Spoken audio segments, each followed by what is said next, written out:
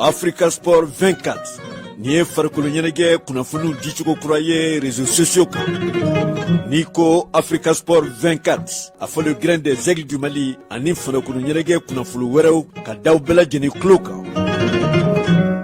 Africa Sport 24 ni jɛmukan in bɛna lase aw ma Facebook ani YouTube kan min labɛnna a balimakɛ Sule Kulubali ani Ibrahim Tunkara fɛ. Africa Sport 24 farikolo ɲɛnajɛ kunnafoniw laseko ɲuman.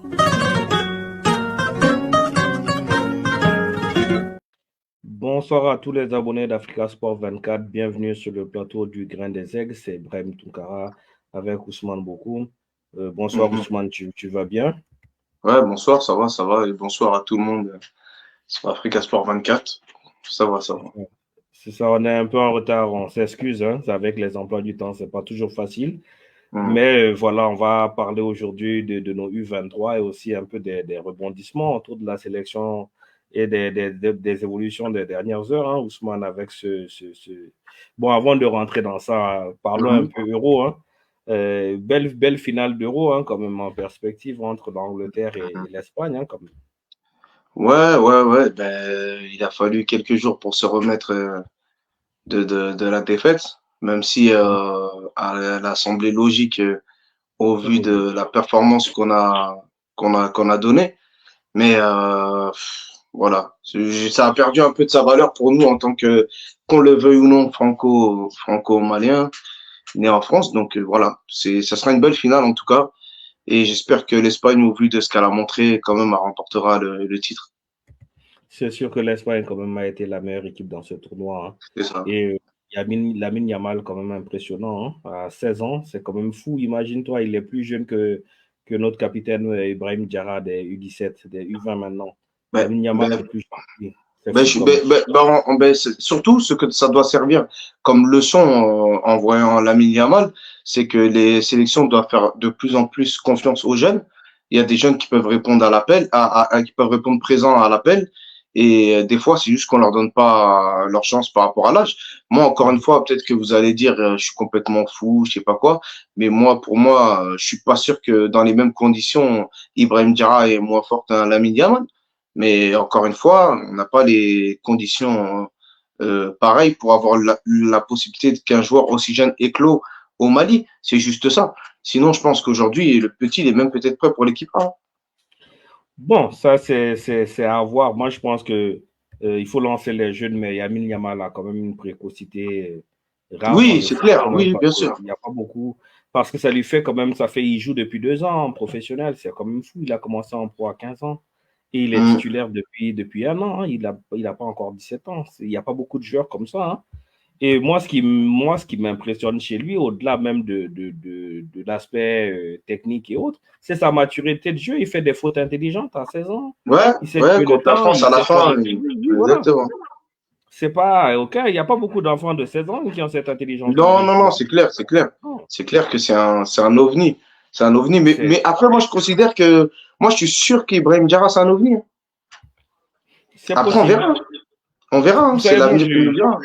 Je suis d'accord avec toi. Je voyais même beaucoup de pages sénégalaises qui disaient que pourquoi Mara Diouf ne joue pas avec l'équipe nationale du Sénégal et autres. Je voyais ces débats-là. Et je pense que l'Euro aussi, ils nous ont donné une leçon autour de ça. On a vu du Real Madrid, mais qui joue avec son club, avec son équipe nationale. On a vu qui encore Bellingham, ça fait longtemps qu'il est titulaire en Angleterre. Exactement. Lamine Yamal, Nico Williams. En fait, les gens n'hésitent pas à lancer des jeunes en fait en sélection. Donc quelque part, Eric Chell l'avait fait aussi, quand même, il faut le dire, avec Kamori Doumbia, et il avait appelé Mamadou Doumbia aussi, qui c'était des jeunes joueurs.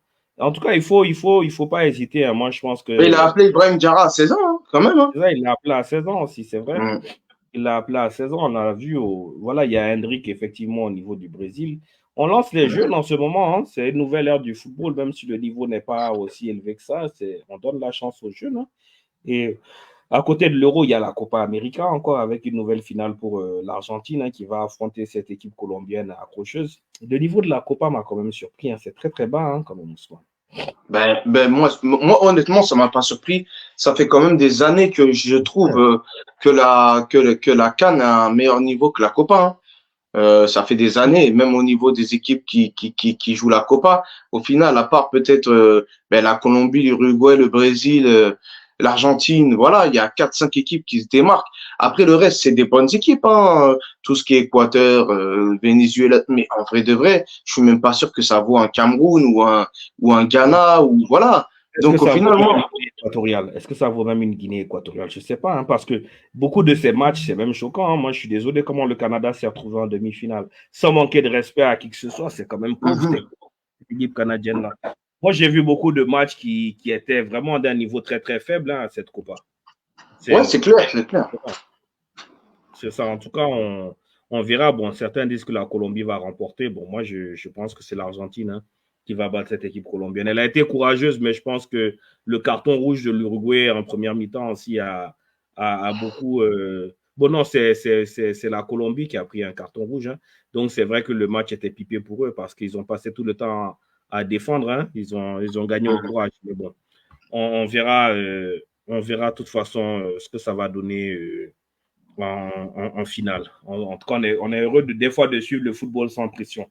Parce que quand c'est le Mali qui joue, on ne savoure pas. Ouais, c'est clair. Voilà. Et pour répondre à la question d'un internaute, non, j'ai pas eu l'occasion de voir nos U23 parce qu'ils sont pas à Paris. Ils sont pas à Paris, donc malheureusement, j'ai pas eu l'occasion de les voir. Ouais, moi je suis pour Messi. Vous savez que moi je suis pour Messi. Je veux une nouvelle coupe pour Messi, bien sûr. Donc voilà. Donc, James Rodriguez, il mériterait au vu de sa Copa. C'est vrai Quatre qu'il fois, mérite. 4 fois homme du match, 6 passes décisives, un but en 5 matchs, faut le faire. Non, il fait un bon tournoi. Ça, c'est certain. Ça, c'est certain. En tout cas, on va suivre cette belle finale. Et au niveau du Mali, hein, aussi, on a des nouvelles, hein, avec la réaction des joueurs, hein, qui ne s'est pas fait attendre.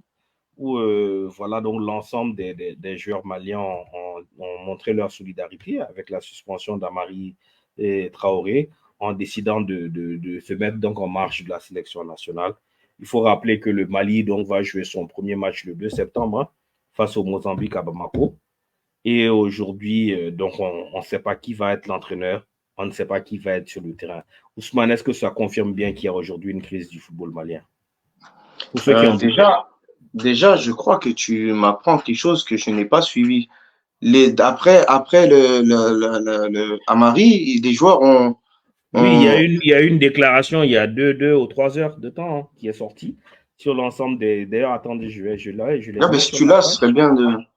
Je l'ai mis sur la page. Donnez-moi juste une seconde, je vais partager, hein. Vous voyez, c'est pas facile, hein, Ousmane rentre du boulot. Donc, on n'a pas toujours le temps, hein, nous-mêmes, d'être toujours au fait de ce qui se C'est passe ça. dans l'actualité sportive. Donc, voilà. Donc, j'ai ça, j'ai la publication. Attendez, je vais faire l'agrandi et je vais partager la page. Je vais le partager.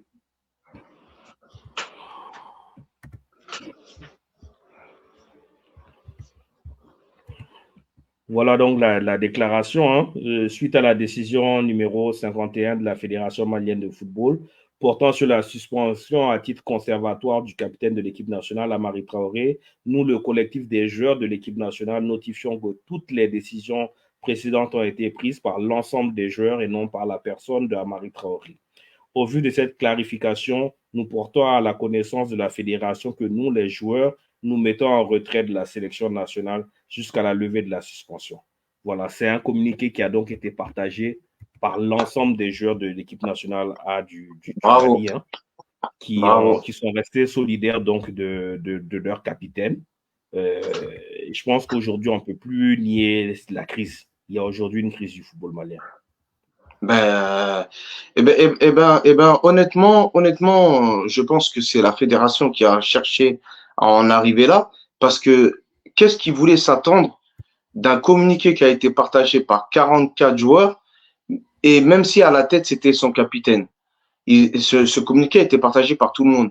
Au lieu d'essayer de tempérer la situation et essayer de trouver une solution sur cette crise, ils ont voulu empirer la situation en suspendant le capitaine. Qu'est-ce qu'ils pensaient qu'ils allaient avoir comme retour des Moi, joueurs? je pense même qu'on a on a fait preuve d'une grosse mauvaise foi parce que la réaction a été de traiter les joueurs d'apatrides et de dire que oui, c'est pas leur faute s'ils ont perdu le match et autres.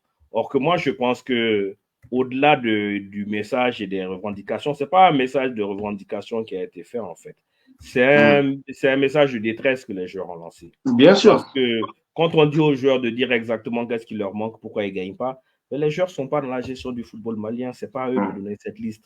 Comme on le dit hein, dans tout métier, hein, quand un métier est complexe, tu ne peux pas le décrire par tâche, en fait. Parce qu'en fait, tu dois avoir une vision et tu dois implémenter un programme.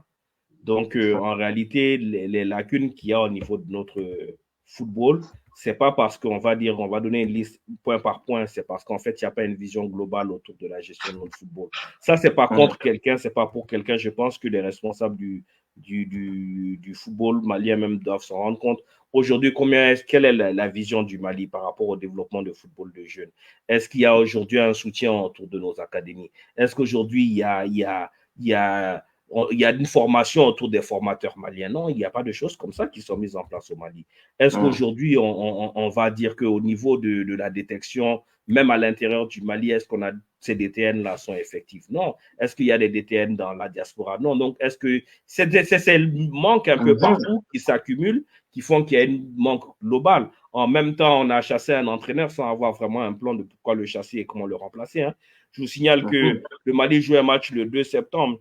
Le 2 septembre, c'est dans moins de 2 mois. Il n'y a pas un entraîneur qui a été nommé. Il n'y a pas un communiqué officiel du football malien par rapport à la situation de Conti, qui va être au JO avec les joueurs hein, jusqu'au mi-août. Donc, en fait, il aura 3 semaines pour préparer son match, hein, puisque apparemment, il n'y a pas de nomination, donc c'est lui qui va prendre cette équipe-là. Donc, comment est-ce qu'on peut espérer réellement dire qu'il y a une vision dans le football malien? Je suis désolé.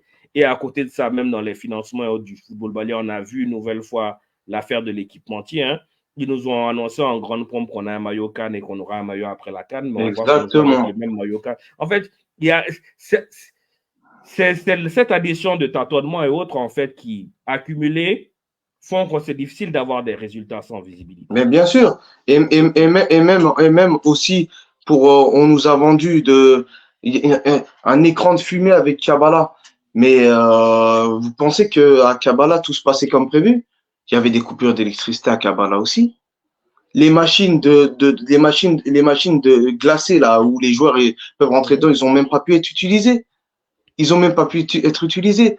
Ça veut dire on nous a vendu tout ça pour qu'à la fin, tout ce qui est à l'intérieur ne peut pas être utilisé. Et ça, le public malien, ils ne savent pas. Et à la fin, c'est trop facile. On nous dit, mais on vous a mis dans les meilleures dispositions. Mais si même les dispositions qui sont mises à votre disposition ne marchent pas, ne fonctionnent pas, qu'est-ce qu'on fait? Donc, il y a trop de manquements. Il y a trop de manquements au niveau de la fédération. Il y a beaucoup d'insuffisances, ça c'est sûr. Voilà. Et il y a des œillères de leur côté, mais par contre, quand il faut tirer sur quelqu'un, ils ouvrent leurs yeux grands ouverts. Donc, je pense que les joueurs, ils ont eu la meilleure réaction qu'ils pouvaient avoir et qui ne lâchent pas tant qu'ils n'ont pas eu ce qu'ils doivent obtenir. Maintenant, moi, ma question, c'est que comment on avance de cette situation? Parce que pour moi, le problème, c'est qu'il faut bien qu'il y ait une équipe compétitive qui puisse jouer le 2 septembre. L'erreur, moi, à la base, c'est qu'on a joué à la chasse aux sorcières au lieu d'assumer la défaite et l'échec de la campagne mondiale. Hein. On aurait dû assumer parce que tout projet sportif ne peut pas être seulement accompagné de réussite. Pour moi, la CAN, c'est une réussite d'aller en quart de finale après 10 ans d'absence. Maintenant, on avait un autre objectif d'aller au mondial. C'est mal entamé, hein. Probablement qu'on n'ira pas. Mais il faut qu'on finisse cette série-là bien et puis qu'on aille vers d'autres échéances. C'est jamais la fin du monde. Mais au lieu de faire ça, non, je pense qu'on s'est précipité dans une chasse aux sorcières. Parce que les résultats sportifs sont entre les mains de Dieu. Hein. On a vu la France en demi-finale à l'Euro. Ils ont marqué un but dans le jeu. Hein. Voilà, ils sont allés en demi-finale. L'Angleterre, ils ne jouent pas bien. Hein. L'Angleterre ne joue pas bien au football. Hein. Ils sont en finale de l'Euro. Donc, le résultat sportif, des fois, il y a un facteur chance hein, dedans. Donc, des fois, il faut aller au-delà du résultat et rester dans ton projet. Hein. Et je pense qu'on a fait une première erreur dans ça. Et la deuxième erreur, comme tu l'as dit, hein, le cri de détresse des joueurs a été vu comme un acte de rébellion. Ce n'est pas un acte de rébellion, c'est parce qu'ils ont besoin d'une visibilité, ils ont besoin de se sentir dans un projet. Donc, ce manque-là a été mal interprété. Et donc, on s'est aventuré aujourd'hui dans un terrain où on est allé dans un clash, en fait. La fédération est dans un clash aujourd'hui avec l'équipe nationale. Et maintenant, il faut trouver une porte de sortie. Et c'est pour ça que moi, je pense que quelque part, il y a quelqu'un qui puisse être au milieu. On a besoin d'une médiation. Et cette médiation, ça doit être le gouvernement, en fait. Exactement. Voilà, ça doit être le gouvernement. Et moi, je le dis depuis, moi, je ne reçois pas d'argent des anciens joueurs et de qui que ce soit. Mais comme l'a dit Bédi Diarra, toutes les grandes nations se sont tournées vers les anciens. Donc, moi, je pense que le Mali a la chance aujourd'hui d'avoir des anciens joueurs qui ont réussi leur reconversion à post-football, qui sont bien intégrés dans le domaine du football mondial et qui sont aussi disponibles pour la sélection. Donc, voilà, moi, je pense que ça. Bon, le football, là, moi, je vous dis une chose. Celui qui va gagner une coupe, il ne sait pas qui va gagner. Hein. Des fois, tu joues bien, tu gagnes pas. Et des fois, tu joues mal, tu gagnes. Hein. Voilà, donc moi, je comprends que tout le monde veut gagner. Hein, mais des fois, voilà, il y a beaucoup de faits de jeu et autres qu'on ne contrôle pas dans un match de football. C'est pour ça, moi, les objectifs démesurés, là, c'est difficile à gérer. Hein. C'est difficile de les avoir dans le football. Après aussi, je pense que la vraie question qu'à un moment donné, il va falloir se poser, c'est est-ce que les vraies raisons aujourd'hui de l'éviction du coach sont toutes celles qu'on pense? Et de ce que je sais à mon niveau, je pense que les gens seraient étonnés des réelles raisons pour lesquelles le coach a été viré. Donc, à un moment donné, quand ça sort du cadre du foot, eh ben, c'est un peu compliqué. En tout cas, selon certaines versions. Bon, Ousmane, la vérité aussi, c'est qu'il faut se dire une réalité. Hein. Depuis l'après-CAN, les jours d'Éric étaient comptés à la tête. Je pense déjà. Voilà, ça c'est une réalité. Et toi et moi le savons bien, hein, parce que voilà, on a quand même pas mal d'informations autour de l'équipe. On sait que ces jours étaient comptés, on sait qu'il n'avait pas la latitude de faire beaucoup de choses, hein, même au niveau du recrutement des joueurs et autres, on a vu qu'il n'y avait pas le même engouement parce qu'en réalité, il n'avait plus de projet à long terme, hein, il travaillait au jour le jour. Hein. Il travaillait au jour le jour, il savait que, voilà. Donc, quelque part, on n'avait pas... il y avait déjà plus un environnement qui nous permettait de viser haut. Hein. Donc, voilà, la défaite et autres n'a été que la goutte d'eau qui a fait déborder le vase. Et la preuve est que, voilà, au football, tu peux perdre des matchs et après, tu en gagnes. C'est pas la... Voilà. Il n'y a pas de certitude dans un match de football. Hein. Il faut construire ton équipe. Et le jour où tu as tous les atouts, à ce moment-là, oui, tu vas avoir des objectifs démesurés. Mais nous, on n'a pas encore ça. On n'est pas là, en fait. On n'y est pas encore, en fait, au Mali. Donc, je pense qu'on a été un peu pressé. Et aujourd'hui, on est dans une crise qui est pire que de ne pas aller à la Coupe du Monde pour moi. Parce que moi, je préfère ne pas aller à la Coupe du Monde, avoir mon équipe, bien faire les CAN. Parce que moi, pour moi, le Mali, déjà, on doit être régulier à la Coupe d'Afrique des Nations. On doit régulièrement aller en quart de finale, demi-finale, commencer à être vraiment dans le top 5-6 équipes du continent. Hein, parce qu'aujourd'hui, on est dans le top 10, c'est vrai. Mais moi, je pense qu'on doit se rapprocher du top 5. Et voilà, quoi. Après, les choses doivent se faire par étapes. On n'a pas... si on avait une génération dorée, j'allais dire le contraire. Mais aujourd'hui, on a de bons joueurs. On n'a pas de grands joueurs. On n'a pas les quatre fantastiques qu'on avait à l'époque, hein, avec Momo, Sédou, Kanouté et tout ça. Là, on n'a pas assez à ça aujourd'hui dans notre football. Donc, je ne peux pas avoir ces ambitions de mesurer avec ce groupe-là. Ils sont patriotes, ils sont bien, mais on n'a juste pas le talent. Hein. Il faut se dire des réalités. Hein. Voilà. Donc, maintenant, on est dans une crise et moi, j'ai peur que ça aille au clash, hein, parce que moi, je pense on y est déjà. On y est déjà au clash. Hein. Je pense que ça y est. Là, on est dans un. En fait, il va falloir qu'un des deux côtés craque. Et pour beaucoup d'entre nous, pas la majorité, parce qu'encore une fois, je veux pas passer pour. Mais voilà, pour beaucoup d'entre nous, on espère que ce soit du côté de la FEMAFOOT, parce que les joueurs, ça reste les acteurs numéro 1 du football malien. Si tu enlèves les joueurs de cette équipe, certes que tu peux mettre d'autres joueurs, mais aujourd'hui, Sans nos joueurs, ça va être compliqué. Quand tu as un clash avec tes joueurs, c'est toujours toi qui perds. Que ce soit l'entraîneur, que ce soit les dirigeants. Exactement. En fait, tu ne vas pas changer ton effectif. On n'a pas d'autres joueurs que ces joueurs-là au Mali. Exactement. Voilà. Il n'y a pas de U23. Voilà, les U23, ils ne sont pas le niveau de l'équipe nationale. Il faut plus être réaliste. Les U23 ont fait un match nul avec les U20. Les U20, là, les U23 ont fait match nul avec eux. Tu penses que les U20, là, ils jouent avec l'équipe nationale, là, ils en prennent 6 ou 7. Voilà. Exactement. C'est pas le même niveau. Mais il faut qu'on soit honnête. Les joueurs sont la matière directement.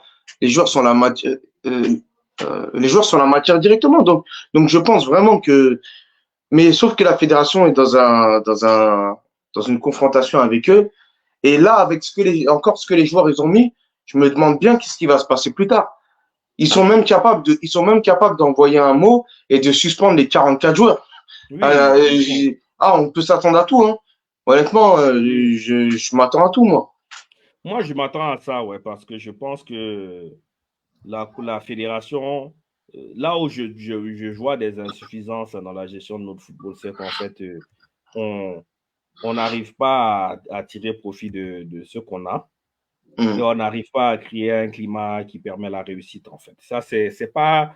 Et dans le discours que le ministre a eu la dernière fois, quand il disait son discours d'au revoir au U23, je pense qu'il a dit à demi-mot, mais les gens ont compris que ce qu'ils avaient envie de comprendre, parce que je pense que quand le ministre dit qu'il n'est pas responsable de la gestion sportive de l'équipe, la gestion sportive, là, ça comprend ça, en fait. Ça comprend créer un climat de performance dans son équipe. Moi, je trouve que la réaction de la fédération autour du dossier Shell, du dossier remplacement de Shell aussi, du dossier Amari Traoré et Aigle, montre en fait qu'il y a beaucoup d'insuffisance aussi dans l'aspect sportif, la gestion sportive de la sélection, parce qu'une fédération ne crée pas une crise en fait. Vous devez éviter les crises. Vous ne devez pas être à la base d'une crise. Parce qu'en réalité, voilà. Non, c'est pour te dire qu'en plus, on parle de crise, qu'on va dire que beaucoup aujourd'hui ont essayé pas de gommer, mais qui ont essayé de cacher, alors que finalement, ça aurait pu être pire. Quand on parle par exemple, du départ pour Madagascar, vous savez que les joueurs, ils arrivent à 7 heures du matin à l'hôtel, mais si le staff n'avait pas pris les valises des joueurs pour les mettre dans le deuxième quart, pour que le premier quart puisse rentrer à l'hôtel, en vrai, les joueurs, normalement, ils arrivent à 9 heures à l'hôtel. Donc, vous imaginez, 2 heures, c'est pas petit. Donc, il y a eu une gestion derrière tout ça, qu'aujourd'hui, ils ont même essayé de cacher, on va dire, les manquements de la fédération. Et puis aussi, il faut savoir quelque chose qui est énorme. Est-ce que vous savez que les 2 personnes qui ont été mandatées pour trouver le vol pour le Madagascar, c'était un Ghanéen, alors qu'on a le Ghana dans notre groupe, et un Ivoirien. Comment on peut, sans émettre aucune... Mais aujourd'hui, avec les positions dans lesquelles on a avec ces 2 pays, de par les rencontres qu'on a eu à faire, de par le fait qu'on est dans leur groupe, comment on peut laisser dans les mains la gestion de ce voyage dans les mains d'un Ivoirien et d'un Ghanéen? Il va falloir qu'à un moment donné, on ait aussi des explications par rapport à ça. Il faut qu'il y ait des explications. Et puis, c'était juste scandaleux, quoi. Bon, je veux dire, le match Mali-Madagascar, c'était un match qu'on aurait dû perdre, parce qu'en réalité, personne ne peut jouer en arrivant le jour de ton vol. C'est pas possible.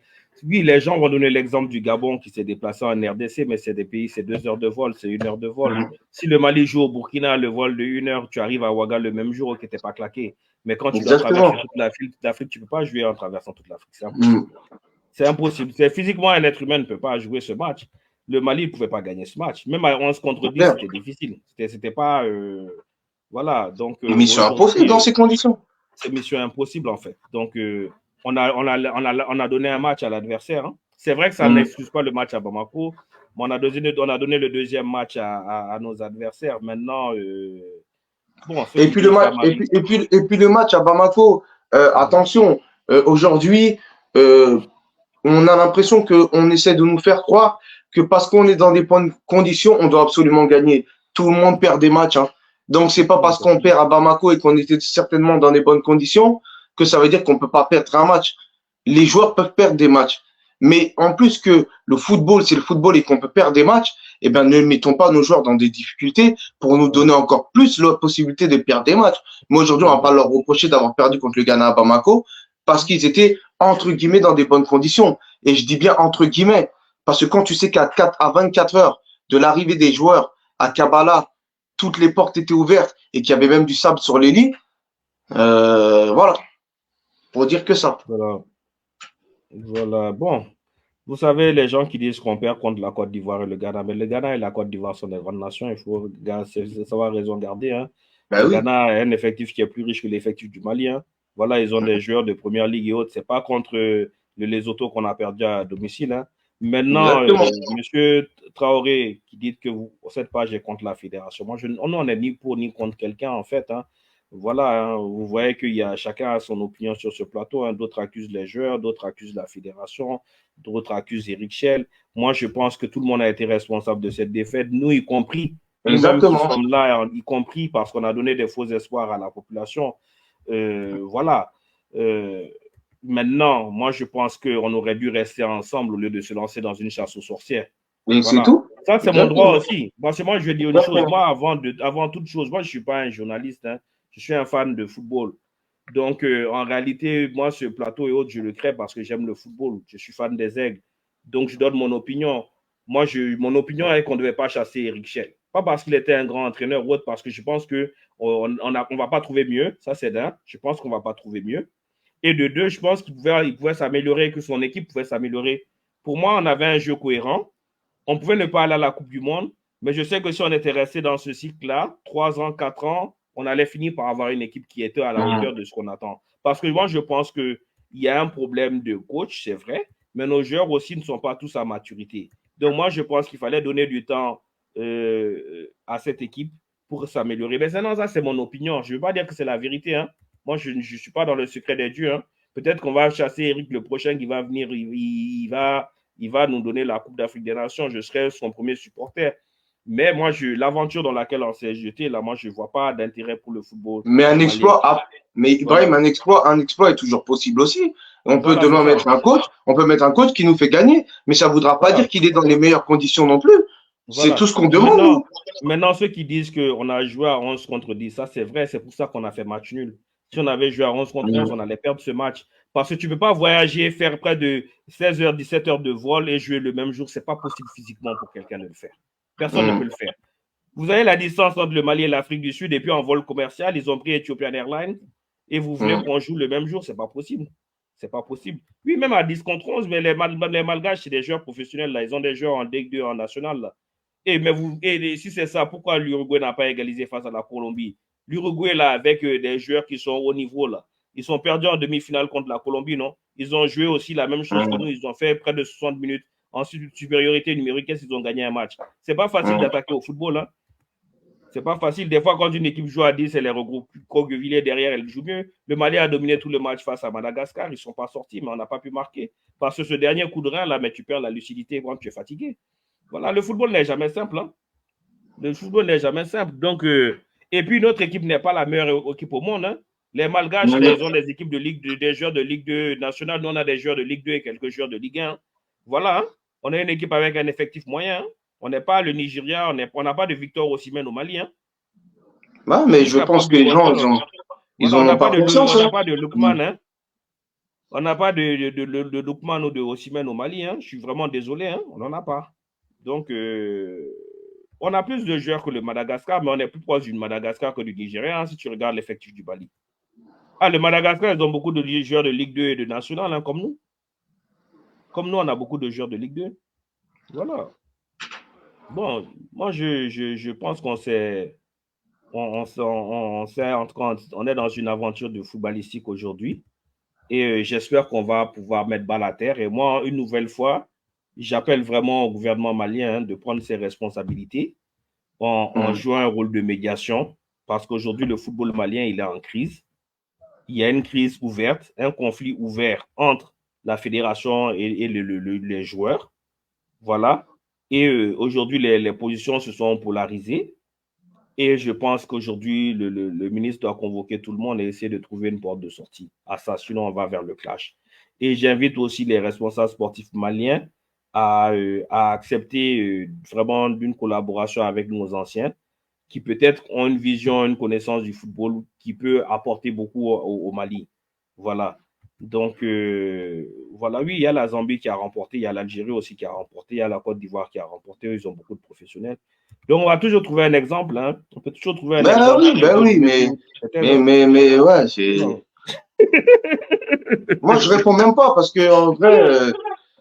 En fait, l'exemple d'équipe qui remporte la CAN, c'est la Zambie. C'est comme la Grèce qui a remporté l'Euro. Oui, la Grèce a remporté l'Euro. Comme l'Esther qui a gagné la première ligue, il y a toujours, Voilà. il y a toujours l'OVNI. Il y a toujours l'OVNI. C'est un OVNI, la Zambie. Tout le monde le sait. Ils le savent. Même la personne qui écrit, il le sait.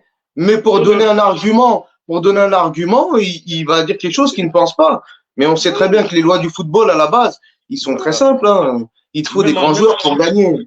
Même en statistique, là, les exceptions, là, on les retire de tes projections statistiques. Parce qu'il y a des exceptions. Oui, il y aura toujours des exceptions. Il y aura toujours une équipe extrêmement faible qui va gagner et une équipe extrêmement forte qui va perdre. Mais si tu veux faire ta projection, tu vas avec ce qui est probable. En général, les équipes qui gagnent, là, elles ont l'habitude de gagner. C'est des équipes qui sont fortes, qui sont structurées avec des stars. C'est bien pour ça qu'on n'a aucune équipe africaine qui a gagné la Coupe du Monde. Hein. Voilà, effectivement. Et en réalité, il n'y a que 4 ou 5 nations qui gagnent la Coupe du Monde sur toute la Terre. Il n'y a que 4 ou 5 nations qui gagnent la Coupe du Monde. Et c'est les grosses nations. Hein. C'est tout. Bon, moi, je ne sais pas que je dis de soutenir les joueurs. Moi, je dis d'aller vers une résolution.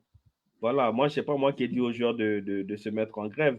Mais s'ils se sont mis en grève aussi, on peut pas être là et dire qu'il n'y a aucune raison qu'ils aient en grève. Non, il y a des raisons. Hein.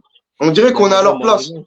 On dirait qu'on est à leur place, c'est des enfants gâtés. Ça fait combien d'années qu'ils sont dans ce même système-là et qui disent rien. Le jour où ils disent A ou B et on veut les faire taire. Et même c'est une grande erreur ce que certaines personnes du public malien essaient de faire, c'est de dire qu'au final on doit toujours se taire, même quand on est dans le vrai. Il faut se taire. Non.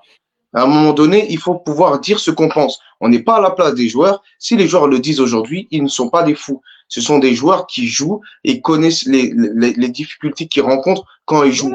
On ne peut pas être à leur place et à dire qu'ils ne devraient pas faire ci ou ça. Ousmane, toi et moi, là, on vit le football pratiquement. On reste au football, on pense football tous les jours. On parle des heures de football. Tu as vu comment le Mali n'a pas tous les meilleurs joueurs qu'on pourrait avoir. Voilà, on n'a même pas tous les renforts qu'on devrait avoir. Pour quelle raison? Parce que la politique de renfort de notre équipe nationale n'existe pas. Ousmane, l'impact que toi tu as dans la recherche des joueurs pour le Mali, là, est-ce qu'il y a une structure en place aujourd'hui au Mali qui a cet impact-là? Non? Il n'y a rien. Il n'y a rien aujourd'hui. Aujourd'hui, des personnes privées même qui aident les joueurs à avoir des mais c'est ça. Aujourd'hui, j'ai eu beaucoup de personnes, de binationaux ou leurs agents qui m'ont dit que, par exemple, j'étais la première personne à les contacter pour le Mali et qui n'ont jamais été fermés au Mali. Et j'ai parlé avec des gens qui m'ont parlé des joueurs au PSG. Ben oui, qui avaient des joueurs au PSG où il y avait 10 Maliens, mais qui, dans des équipes du PSG de jeunes, mais qu'aucun DTN n'est jamais venu leur parler et vous vous étonnez qu'on n'a aucun système pour recruter des gens et que demain, on ne peut pas avoir nos meilleurs joueurs et que ces joueurs-là n'ont pas l'envie de venir jouer au Mali parce que très tôt, on n'a pas cette recherche de les avoir. Nous, on se croit qu'on est l'équipe de France ou le Brésil. On attend qu'ils font 3 grosses saisons en Ligue 1 pour venir leur dire s'il vous plaît, on aimerait bien que vous jouiez pour votre pays. Mais c'est pas comme ça la vie. Même la France ne fonctionne pas comme ça. Même la France va chercher ses joueurs jeunes, les programmes à jouer en équipe de France dans des équipes de jeunes, que ce soit les U13, les U14, les U16, etc., pour que ces jeunes-là trouvent normal qu'ils soient dans le cursus de l'équipe de France. Et nous, on n'a aucun projet à ce niveau-là. Ousmane, pourquoi les Français appellent des garçons comme au lycée? Parce qu'ils savent qu'il a des choix. Pourquoi Manu Kone, il l'appelle parce qu'il a des choix? Voilà, l'Espagne, ils ont 2 joueurs français dans leur défense centrale. Vous allez me dire quoi? C'est l'Espagne qui est en finale de l'Euro avec des joueurs français dans leur défense centrale. Voilà. En fait, tout le monde fait tout le monde est dans ça. Hein? Donc, celui qui n'est pas dans la recherche de joueurs, là, mais c'est toi qui perds. Hein? Voilà. Exactement. Bon, on ne sait pas, on verra ce qu'il va décider, mais moi, en tout cas, je pense qu'il y a des choses à revoir. Maintenant, on va aussi parler de notre sélection U23, hein, parce que c'est quand même le thème de l'émission. Même si on est obligé de parler des A. Les U23, en tout cas, ils sont arrivés en France. Ils sont dans leur quartier, ils préparent la compétition. Ça fait 20 ans hein, quand même que le Mali n'était pas allé à ces Jeux olympiques. Ben, on a une équipe qui va avec des certitudes. On est sur notre effectif. Hein. Maintenant, sur les adversaires, c'est moins sûr. Mais je pense que Conti a fait le choix, en tout cas, de maintenir son groupe. Hein, son groupe qui n'est pas exceptionnel en termes de talent. Mais il faut reconnaître que c'est des garçons qui jouent avec le cœur, hein, qui lâchent rien et qui nous ont vraiment donné beaucoup de plaisir l'année dernière hein, pendant le tournoi des U23, hein, Ousmane. Comment toi tu vois ce groupe? Ben oui, ben encore une fois, voilà, le coach, il a fait confiance à 85% de son effectif qui est de joueurs qu'il connaît bien. Et heureusement, parce que pour monter une équipe nationale olympique aujourd'hui, on a vu les difficultés à monter. Aujourd'hui, Thierry Henry, c'est vrai qu'il a par exemple une très bonne équipe, mais il a dû faire avec les joueurs qui ont pu vouloir venir. Donc, il est obligé de créer déjà une cohésion dans cette équipe. Et lui, avant que la compétition arrive, il doit chercher son 11. Alors que nous, la chance qu'on a, c'est que le fait qu'on a des joueurs qui jouent dans des clubs moindres, eh ben, la facilité à avoir les joueurs que le coach connaît, eh ben, elle a été plus simple. Certes, c'est pas les meilleurs, mais au moins, on a une cohésion que peut-être beaucoup d'autres pays qui vont disputer les Jeux Olympiques n'auront pas. Ce qui n'est pas négligeable. Hein. Ce n'est pas du tout négligeable, bien sûr, parce que créer une équipe, même qui a du talent, en quelques semaines pour être performant, on a vu même des grands clubs descendre en deuxième division parce qu'ils ont changé tout leur effectif sur une saison. Donc, ça ne garantit pas, les grands joueurs qui ne se connaissent pas ne garantissent pas les résultats. On a eu l'occasion de le voir plusieurs fois. Donc aujourd'hui, la chance qu'on a, c'est vrai que ce sont des joueurs qui se connaissent pour la majorité et qui ont l'habitude de jouer ensemble. Donc, si on a notre atout, on pourra dire que ce sera ça pour pouvoir faire la différence. En tout cas, j'espère que c'est ce qui fera la différence. Ça, c'est certain. Je vois beaucoup de gens hein, qui parlent de Yalkoy, Malik Yalkoy. Bon, moi, j'ai eu l'opportunité hein, d'échanger avec lui il y a quelques mois, hein, déjà, je pense 2, 3 mois. J'ai échangé avec le garçon à travers une connaissance hein, qu'on a en commun et j'avais pu parler avec le jeune garçon. À ce moment-là, il disait vouloir jouer avec le Mali. Hein.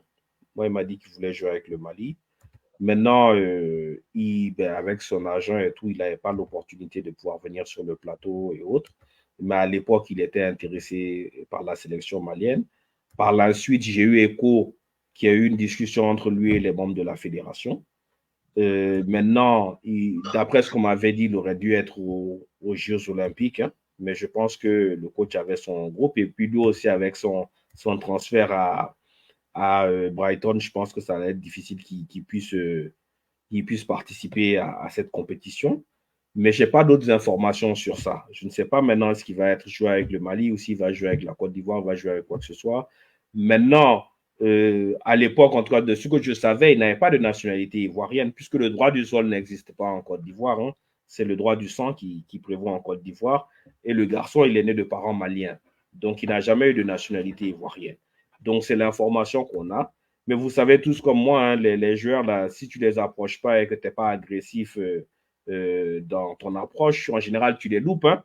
Ousmane, on a parlé avec beaucoup de garçons, mais voilà, hein, on n'a pas de certitude. Hein. Ça, le Kayalkoy, voilà, hein. Voilà. On pouvait pas dire l'avenir. Mais quand je disais qu'il fallait le prendre pour les éliminatoires, parce qu'un joueur en plus au milieu de terrain n'allait rien changer, aujourd'hui on se rappelle même pas il y avait qui contre le Ghana et le Madagascar au milieu de terrain sur le banc. Donc je pense que au final on s'est grillé une carte totale parce qu'aujourd'hui, qu'on le veuille ou non, est-ce que si on est des gens de bonne foi, si Kayalkoy c'était notre petit frère, est-ce qu'aujourd'hui, dans la situation du football malien, on lui conseillerait de venir jouer chez nous? Donc vraiment, aujourd'hui, au vu de ce que la fédération et le clash avec les joueurs, ce que ça a causé, je pense que il aura beaucoup plus de facilité à choisir la Côte d'Ivoire que le Mali. Donc, ouais. Voilà, il faut pas qu'on puisse se mentir. Hein. On donne pas envie de rêver à un joueur aujourd'hui. Hein. On n'a pas l'occasion de gagner des grandes compétitions. On n'a pas l'occasion de se qualifier à des grandes compétitions. On a toujours cette même finalité où on n'arrive pas à finaliser nos matchs. On fait pas rêver, les gars. Qu'on arrête de mentir, on fait pas rêver personne. Aujourd'hui, même le Congo, il y a beaucoup de Franco-Congolais aujourd'hui qui rêvent de cette équipe du Congo juste parce qu'ils ont fait une bonne CAN ou ils ont fini en demi-finale. Nous, ça commence à faire un moment où on n'a pas eu l'occasion d'aller en demi-finale et on a plein de soucis. Donc aujourd'hui, moi, il y a le Couillet. J'espère qu'on arrivera à l'avoir, mais ça ne m'étonnera pas si à 90% on l'a perdu aujourd'hui parce qu'on n'a pas été stratégique. Ouais. Et aussi, il faut se dire une réalité, hein, Ousmane. Mm. On n'est pas assez agressif dans notre campagne avec les binationaux. Parce que comme tu le dis, Ousmane, on le dit ici, hein, moi je le dis, je ne donne pas de nom, mais je le dis, hein, la majorité des joueurs avec qui moi j'ai parlé, ils n'avaient jamais été contactés par l'équipe nationale du Mali. Mm. Et ils étaient même surpris que je parle avec eux ou des choses comme ça. Toi, tu as vécu la même expérience. Je pense que tous les gens qui parlent avec des joueurs se rendent compte que ces garçons, ils sont même surpris. Ils disent, mais on m'a jamais appelé, je suis pas au courant de la fédération et autres. Or qu'on entend dans les médias maliens et autres que la fédération est en contact avec un tel ou un tel. Donc, moi, j'aimerais bien qu'ils nous expliquent qu'est-ce qui se passe. Parce que si vous êtes en contact avec quelqu'un qui n'a jamais parlé avec vous, je ne comprends pas qu'est-ce qui se passe. Donc, ça, c'est le cas des majorités de binationaux. Moi, j'ai vécu cette expérience, tu l'as vécu, plein d'autres personnes vivent la même expérience. Donc, quelque part, peut-être que les canaux et autres qui sont mis en place dans notre approche de ces joueurs ne sont pas effectifs. Hein. Donc, il faut revoir ça. Ils ne sont pas professionnels. Voilà, en tout cas, c'est ça. Ce qui est sûr, bon, ça, chacun a son appréciation, mais c'est ce qui est sûr, on peut tout évaluer sur le résultat. Comme ça ne donne pas de résultat, donc on peut dire que ce n'est pas effectif. Peut-être que s'ils trouvent que ceux qui font, c'est pro, mais en tout cas, ça ne donne pas les résultats qu'on espère. Et le cas du jeune Malik, il y a le Couillet, c'est quelqu'un aussi qu'on aurait pu approcher depuis longtemps et qui aurait peut-être pu être dans cette équipe des Olympiques, au moins aller même en Ouzbékistan avec eux ou autre. Mais voilà, on ne l'a pas fait. Et aujourd'hui, ce garçon qui va signer quand même un contrat de 10 millions, apparemment avec Brighton, c'est fait, hein, d'après les échos. C'est fait. Donc, un garçon qui signe à 10 millions en Angleterre, il a été quand même formé à l'ASEC. On a vu que tous les joueurs ivoiriens qui ont été formés au Mali, là, les Ivoiriens sont allés les récupérer. Hein. Voilà, donc eux, ils sont actifs. Ils sont très actifs autour de leur équipe. Donc, voilà, on peut pas rester dans l'attentisme et vouloir avoir les résultats que par rapport à ceux qui sont. Voilà. Donc, on est dans cette situation. En tout cas, on va observer comment notre équipe espoir, elle va se comporter en espérant qu'elle fasse un bon tournoi. Maintenant, moi, en ce qui concerne les JO, hein, qu'on en parle, moi, je pense que ma petite réserve, c'est sur la forme de Cheikhna Doumbia, hein, parce que sa blessure a vraiment cassé son élan. C'est un garçon qui aurait dû aussi être quand même un des fers de lance de cette sélection. Et en son absence, il est là aujourd'hui, mais est-ce que toi, tu le vois vraiment briller dans ces Jeux Olympiques en n'ayant pratiquement pas joué de l'année?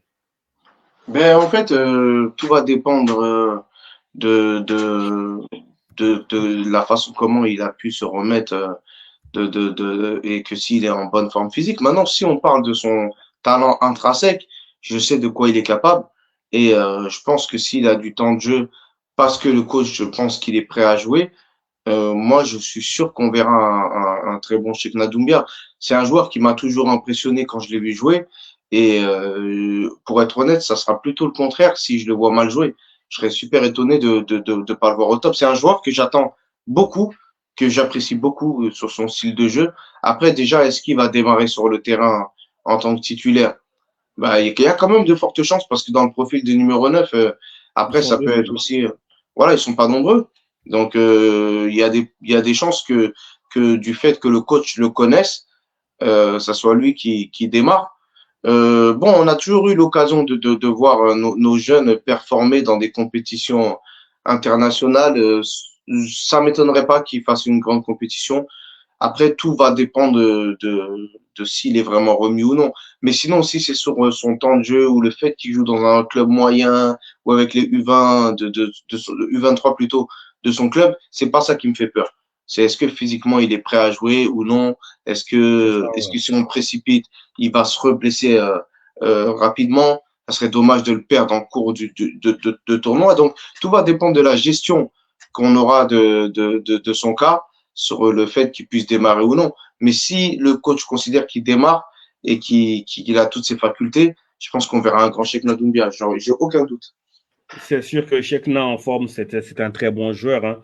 Et comme tu le dis, Cheikhna, c'est un garçon. C'est vrai que l'année dernière, il jouait surtout avec la réserve, hein, mais cette année, quand il est revenu, il a joué pas mal de matchs quand même en équipe première. Il n'a pas eu beaucoup de titularisation, mais c'est un garçon qui a participé à pas mal de rencontres hein, à son retour de blessures.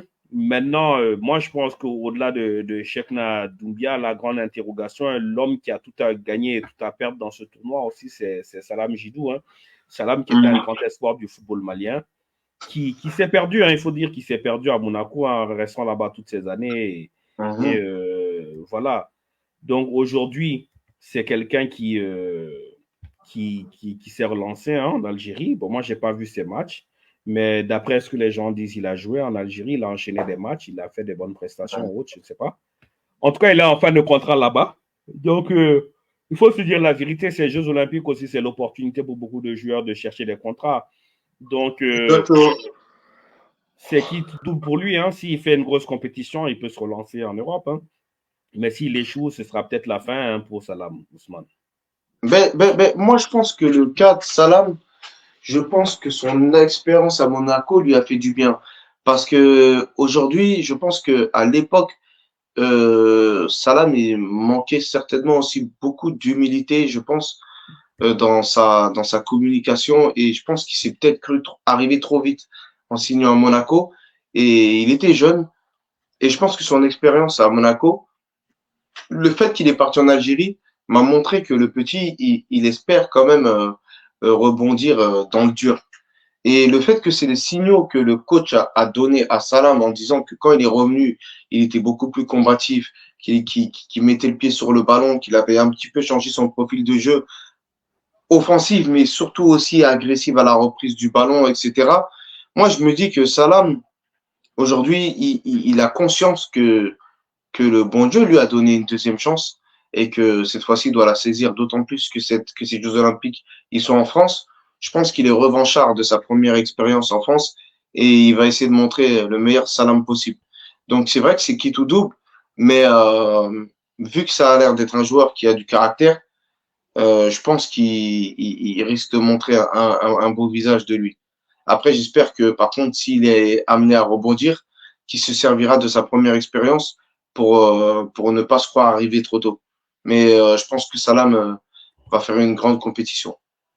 En tout cas, la réussite du Mali passera par un grand Salam, hein, parce qu'avec l'absence de gaucher, l'absence de Kamouri Doumbia, il aura les clés du camion. Hein. C'est à lui qu'on va donner les clés du camion pour conduire le Mali hein, dans ce tournoi-là. Comme Conti l'a dit, lui, il joue avec le 4-3-3 classique, avec donc probablement il y aura Youssouf Sissoko et El Feno, et Salam sera positionné en meneur de jeu derrière trois attaquants. Hein. Donc, ce sera vraiment lui le poumon de cette équipe malienne. Et il sera au cœur du jeu et touchera beaucoup de ballons. Et c'est un garçon qui nous a montré qu'il est à l'aise dans ce rôle. Hein. On avait beaucoup d'espoir en lui. Et voilà, hein, il aura toutes les chances maintenant de relancer sa carrière parce que si le Mali va loin, ça veut dire que Salam va briller. C'est pas plus compliqué que ça. Et au-delà de ça, il y a un autre joueur aussi hein, qui sera très attendu. Moi, je pense que c'est Ibrahima Cissé. Hein. Ibrahima Cissé qu'on voyait aux portes de l'équipe nationale A. Il faut dire la réalité. Hein, exactement, bien sûr. Aux portes de l'équipe nationale A avec son tournoi U23 où il a été dans l'équipe type. Il était vraiment ce joueur patron hein, qu'on voyait. Il avait ce leadership que Kiki n'a jamais réussi à avoir avec l'équipe nationale A. Il faut dire la réalité. Hein. On aime bien Kiki, mais il n'a jamais vraiment pu porter ce ministre de costume, ce costume de ministre de la Défense. Hein. Donc, on avait vu vraiment un joueur classe patron hein, dans cette sélection U23 avec Ibrahima Cissé. Mais maintenant, sa saison a été décevante. On se dit la vérité, ça a été un fiasco. Hein. Même si sur la fin, il a eu quelques titularisations avec Schalke, le club semble compter sur lui hein, parce qu'il y a des déclarations qu'il y a. Ils espèrent retrouver un Ibrahima Cissé en forme. Mais lui aussi, je pense qu'il joue sa carrière dans ce tournoi-là. C'est parce que s'il passe à côté, il risque de ne pas avoir la carrière que son talent peut lui donner quand même. Ousmane. Ouais, bien sûr, bien sûr. Je pense que lui aussi, au vu de sa saison catastrophique en termes de temps de jeu qu'il a eu à Schalke 04, je pense que lui-même, il sait que aujourd'hui, en plus, c'est un joueur qui a beaucoup de touches en France. Et surtout, même au-delà de lui, même les joueurs maliens, en règle générale, ils savent que la France, c'est un pays, c'est un pays d'accueil pour la communauté malienne en règle générale. Donc, je pense qu'Ibrahima Cissé est vraiment conscient qu'il a une carte à jouer en France. Parce que si aujourd'hui, il nous sort un grand Ibrahima Cissé, je pense que après qu'au mois d'août, il signe certainement en Ligue 1 ou dans un club qui joue pour la montée en Ligue 2. Donc voilà, je pense que tous ces joueurs-là, là où on a un petit parce que Charles, qui ont misé beaucoup d'argent sur Tassila, hein. Peut-être qu'ils vont jouer la montée. Hein. Oui, c'est vrai, mais bon, je pense que je pense que ça n'a pas été clair. La saison de Ibrahim Cissé n'a pas été claire pour Schalke 04. Surtout que si Schalke aujourd'hui commence à miser des sommes sur des joueurs pour essayer de viser la montée, là où ils l'ont pas fait l'année dernière et ils l'ont pas fait jouer, je vois pas pourquoi cette année-là ils compteront plus sur lui que sur une recrue. C'est pas logique en fait au niveau de la gestion. Donc je me dis tu veux viser plus haut et tu comptes sur quelqu'un que tu comptais pas quand tu étais plus bas.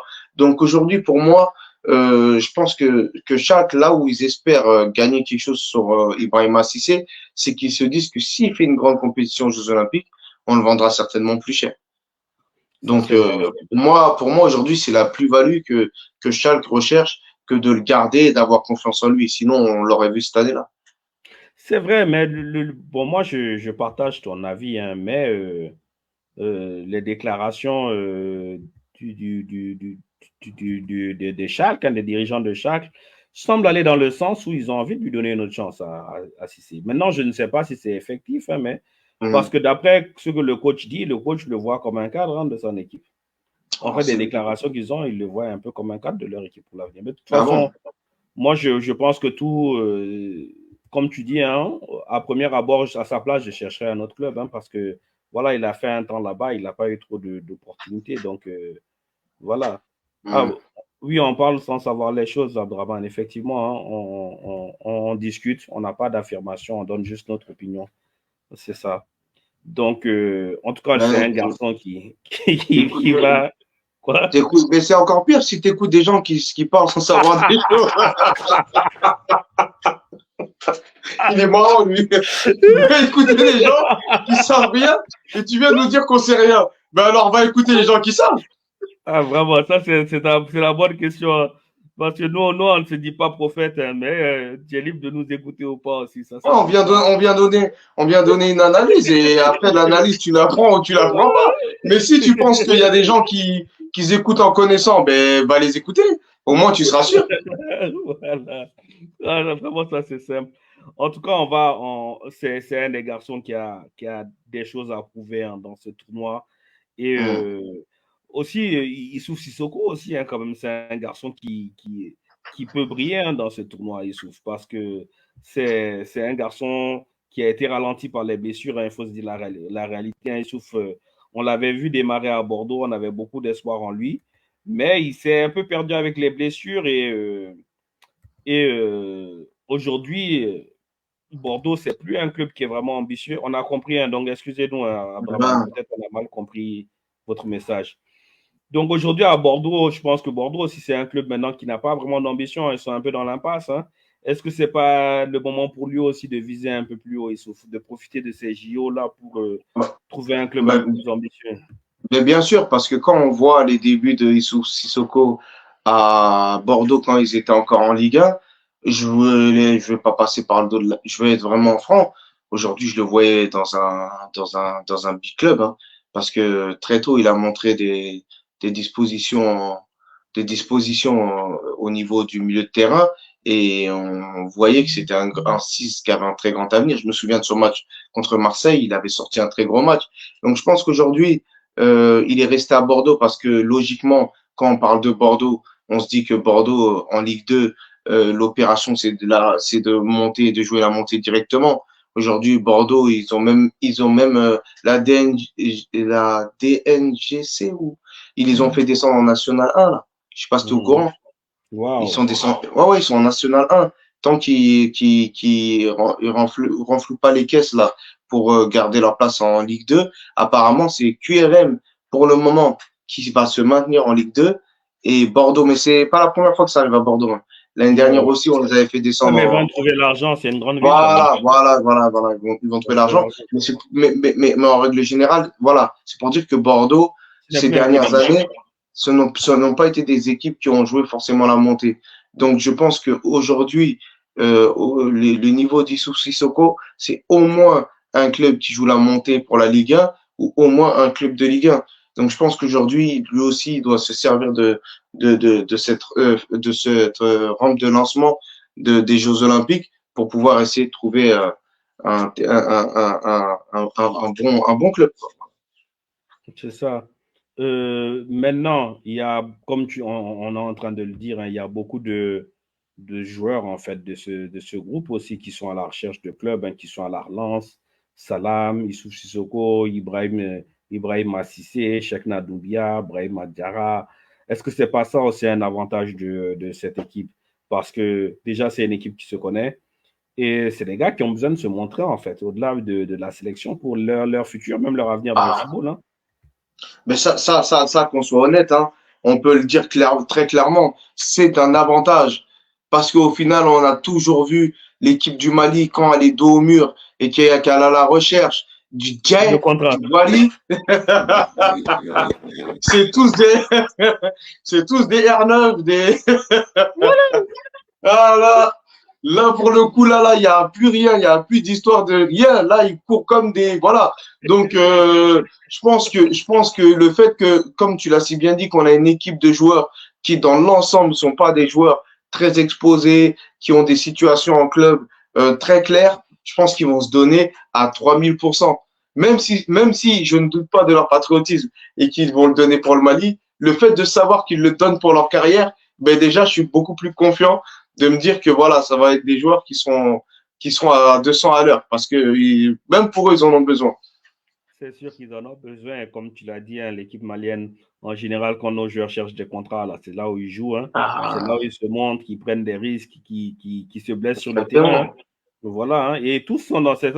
Même Feno, hein, à moins de mesure, même Feno est à peu près dans la même situation. Hein, parce qu'il faut se dire la vérité, aujourd'hui, son avenir aussi, c'est en pointillé hein, du côté de Wolverhampton. On ne sait pas s'il va rester. On ne sait pas s'il va aller à Bordeaux. On ne sait pas s'il va là. Il va aller à Lens, du moins. On ne sait pas s'il va aller en Allemagne.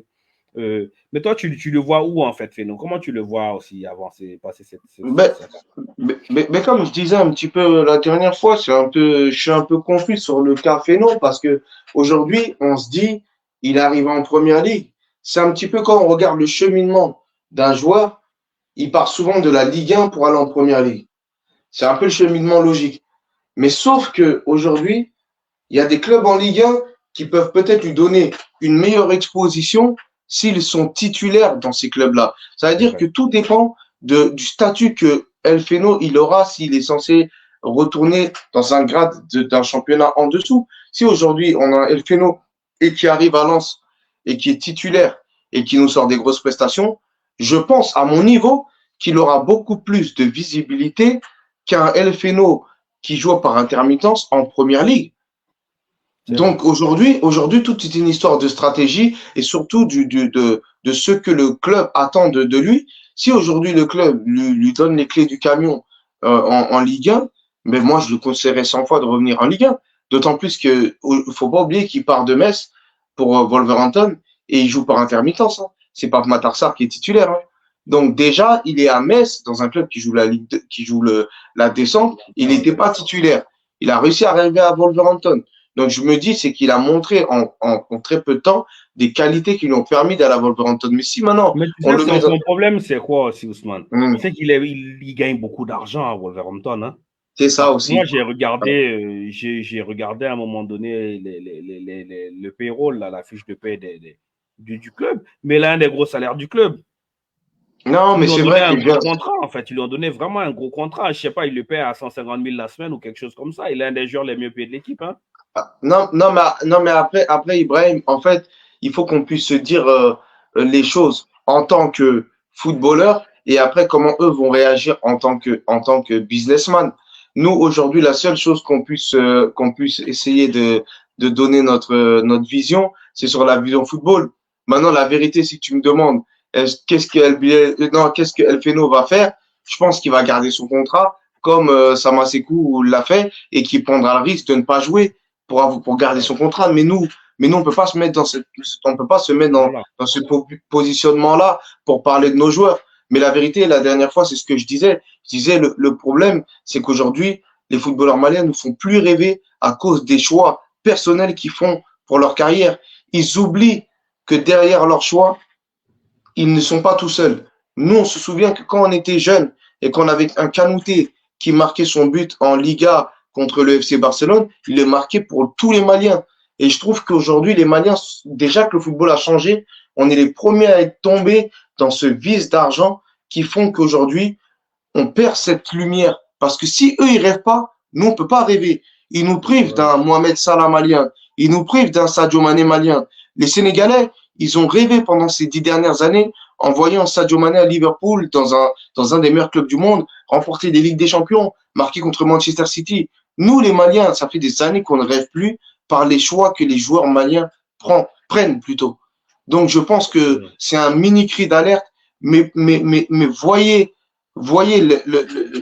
la plénitude des gens quand vous faites vos carrières. Essayez de faire vos carrières par rapport à, parce que vous prenez le mauvais chemin. Parce qu'en essayant d'être le meilleur, eh ben forcément, l'argent va venir avec. Mais si tu penses à l'argent avant d'être le meilleur, eh ben tu vas te freiner. Aujourd'hui, si Cristiano Ronaldo il est milliardaire, c'est parce qu'il a voulu être le meilleur joueur du monde. Donc, essayons Non, de parce que revenir à la moi, base. en fait, quand j'ai vu un peu le payroll de Wolverhampton, j'ai vu qu'il était, je pense qu'il est dans les 5 joueurs les mieux payés de l'équipe, hein, El Ah ouais, Feno. hein. Son agent est fort. Il faut dire que son agent, parce qu'un joueur qui a été recruté en Ligue 2, il gagne autant d'argent, s'il va à Lens, il sera un des gros salaires, hein. Je pense que s'il va à Lens, il sera le joueur le mieux payé de Lens, hein. Donc, est-ce que Lens sera prêt à casser la tirelire pour lui offrir ce genre de salaire? Je ne sais pas. Parce qu'en même temps, Felo, je trouve qu'il est très fort quand il joue avec les U23, hein. Mais il a fait quelques bons matchs en première ligue.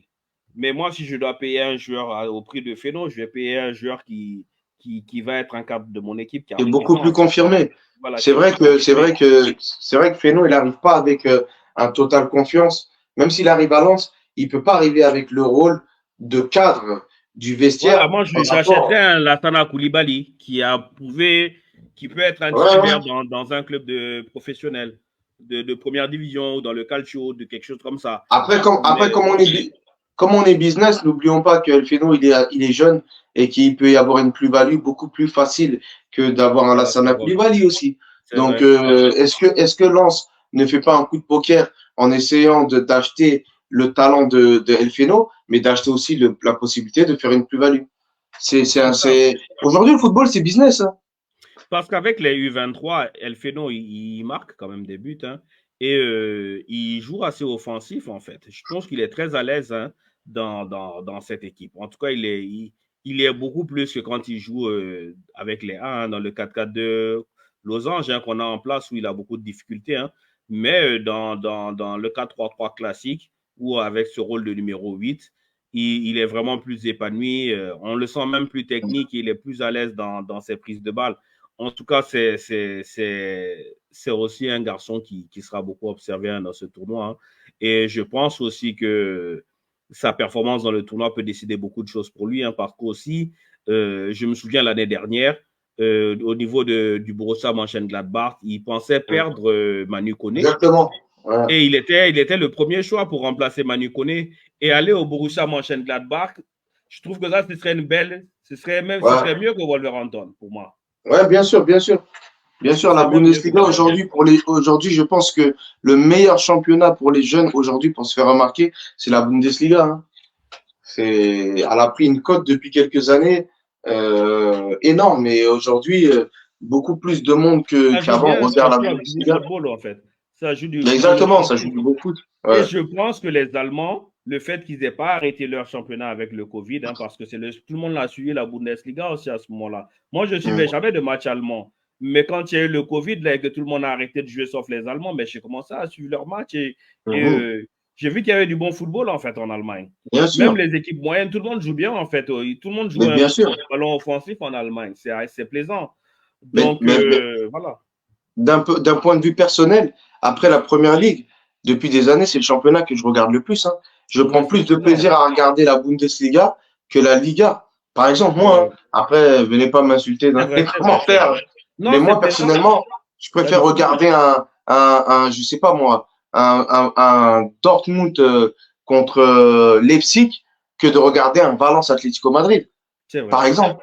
Donc, qu'on soit honnête, moi, peut-être parce que on va dire que la Bundesliga, c'est le cousin de la Première Ligue et que je suis beaucoup plus proche et sensible du football de la Première Ligue que je pense comme ça. Mais au final, aujourd'hui, j'ai beaucoup plus de facilité à regarder la Bundesliga que la Serie A, que la Liga et même que c'est mon championnat que la Ligue 1. Je peux pas m'asseoir. La Liga est nulle, hein. La Liga, je la regarde que quand il y a les joueurs maliens. Hein. Sinon, s'il y a un Lorient, Metz là, c'est pas moi qui va m'asseoir regarder un match comme ça. Hein. C'est vraiment nul, c'est vrai. La Liga a vraiment pas de niveau. Hein. Ça, c'est un autre débat, mais c'est pas un championnat qui est plaisant. Donc voilà, je pense qu'on a fait le tour des choses. Hein. On a malheureusement pas eu d'Issa ce soir pour avoir les dernières nouvelles du camp, hein, parce que j'espérais les avoir pour nous donner les dernières nouvelles du groupe. En tout cas, a priori, ils sont là-bas en France. Hein, il n'y a pas de nouvelles. Donc, on va voir maintenant des matchs amicaux et autres qui doivent être organisés et ce que ça va donner. En tout cas, on est de tout cœur avec eux. Hein, comme Ousmane l'a dit, souvent, les Maliens, là, quand tu as le djel, là, nous, on est présents. Hein. Donc, les joueurs jouent pour leur contrat. Hein. Il faut se dire la vérité. Conti a pris une équipe avec des joueurs qui cherchent des contrats. Hein. Donc, voilà, hein, ils vont se battre pour ça et peut-être que nous, on peut en bénéficier. En tout cas, on va observer les choses. Et voilà, donc on va arrêter l'émission. Hein. Donc, on souhaite à tous un bon week-end et puis un bon week-end de finale et on se retrouve la semaine prochaine. Bonne soirée à tous.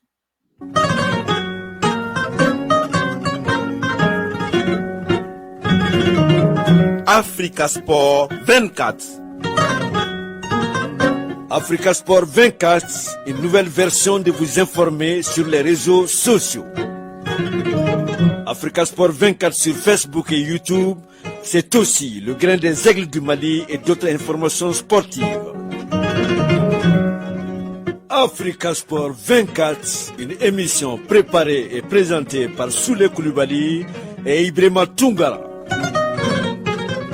Avec Africa Sport 24, c'est vous informer autrement.